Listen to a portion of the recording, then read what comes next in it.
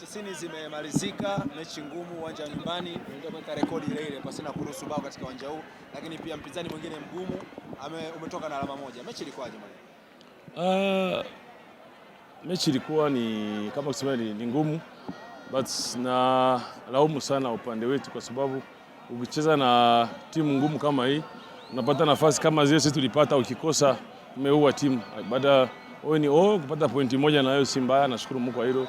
Bado tunahitaji utulivu zaidi, na pia tulikuwa na shida ya kukosa Mzamiru na Chamu ili tu sheki kidogo, lakini naona kama vijana wengine wanaendelea kuimarika kuliko gisi walikuwa last time. Kwa hiyo nashukuru Mungu kwa hiyo. Kocha umetengeneza nafasi nyingi, lakini wachezaji wameshindwa kuzigeuza kwa magoli. Pengine hili unalichukua kama funzo kwenda kufanyia marekebisho, sababu pia mnamcheza na Azam hapa.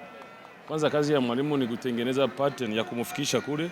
Swala la kumalizia ni class, ni talent ya mchezaji, ila pia inakuja kwa mazoea.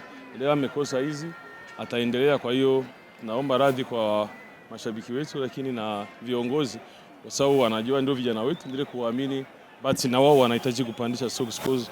Huwezi kuna miss chance kama hizi ambazo ningekuwa na clip ingeonyesha nimetumia almost like 3 days nafanya the same exercise na correct, wanafanya the same mistake, namwambia sio hivi, but anarudi tena anafanya the same mistake. Kwa hiyo ni